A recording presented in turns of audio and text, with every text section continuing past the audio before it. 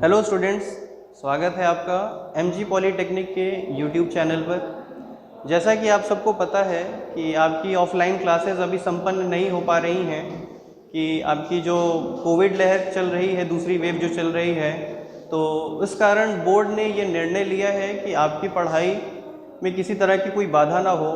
तो इसीलिए जो योजना बनाई गई है वो ये है कि आप लोग के इंस्टीट्यूशन में ही ऑनलाइन क्लासेस की सुविधा उपलब्ध कराई जाए। सबसे पहले मैं आपको अपना इंट्रोडक्शन दे दूं। मेरा नाम है नवाज़ अहमद। मैं आपको पढ़ाऊंगा एक सब्जेक्ट अप्लाइड मैकेनिक्स। ये सब्जेक्ट उन बच्चों के लिए है जो मैकेनिकल एवं सिविल फर्स्ट ईयर के बच्चे अध्ययन अभी कर रहे हैं। इसमें आपको अप्लाइड मैकेनिक्स में नए सिलेबस के अनुसार पूरे सिलेबस को 6 भाग में विभाजित कर दिया गया है। आइए समझते हैं कि आपको 1 से लेकर 6 तक के यूनिट्स में आपको क्या क्या पढ़ाई करनी है। पहले यूनिट की तरफ देखें तो पहले यूनिट में आता है सबसे पहला इंट्रोडक्शन। इंट्रोडक्शन बच्चों ये परिचय होता है।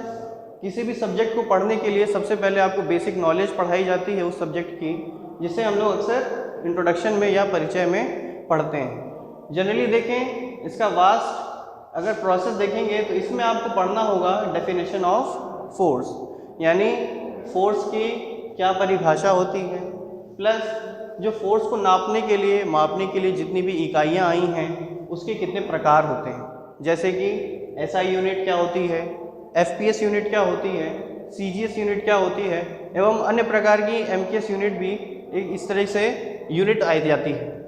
दूसरी यूनिट की बात करें तो आपका दूसरी यूनिट का नाम है लॉ ऑफ फोर्सेस, यानी इसे हिंदी में कहेंगे बलों का नियम। जैसे ही अगर आप बलों के बारे में आप जान लेंगे तो फिर उसके नियम के बारे में दूसरे यूनिट में आपको पढ़ाई करनी है। इसमें जनरली आपको नेचर ऑफ फोर्स और जितने प्रकार के बल होते हैं, जैसे कोप्लेनर क्या होता है, कोलिनियर क्या होता है, जितने प्रकार के फोर्स होते हैं वो सब आपको यूनिट 2 में कवर करना है। आइए आगे बढ़ते हैं यूनिट नंबर 3 की तरफ। इस यूनिट का नाम मोमेंट्स है, इसे हिंदी में आघूर्ण कहते हैं। इसमें आपको संकल्पना देखनी है कि मोमेंट्स होता क्या है। एक आघूर्ण जो हम लोग शब्द इस्तेमाल करते हैं तो उसका असल मायने क्या होता है, और साथ ही साथ हम लोग उससे कुछ रिलेटेड संबंधित थ्योरम भी पढ़ते चलेंगे। जैसे आपके सिलेबस में है वेरिग्नॉन्स थ्योरम, पैरेललोग्राम फोर्सेस का थ्योरम। आइए सबसे महत्वपूर्ण टॉपिक की तरफ चलते हैं जिसका नाम फ्रिक्शन है, जो चौथी यूनिट पर है। फ्रिक्शन को आप हिंदी में घर्षण कहते हैं।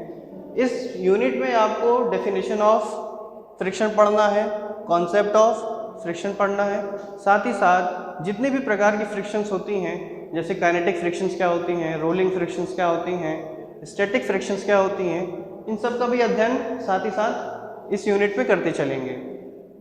5वां जो आपका यूनिट है वो आपका आता है सेंटर ऑफ ग्रेविटी का। इसमें किसी भी वस्तु पर जो बिंदु है उसका सेंटर के ग्रेविटी का लगने का, उसके बारे में आपको डिटर्मिनेशन करना है, यानी उसका आपको पॉइंट निकालना है कैलकुलेशन करके। सेंट्रॉइड की क्या संकल्पना होती है, ये सारी चीज़ें आप पढ़ेंगे सेंटर ऑफ ग्रेविटी में। और सबसे अंत में 6ठा जो यूनिट है उसके अंतर्गत आता है सिंपल मशीन्स। कोई भी लिंक या बार मिलके कब मशीन्स बनते हैं, या फिर उस मशीन की कितनी एफिशिएंसी होती है, या उस मशीन पे लगाए गए बल को या फिर एफर्ट्स को या लोड्स को किस तरीके से कैलकुलेट करना है, ये सारी चीज़ें हम पढ़ेंगे यूनिट नंबर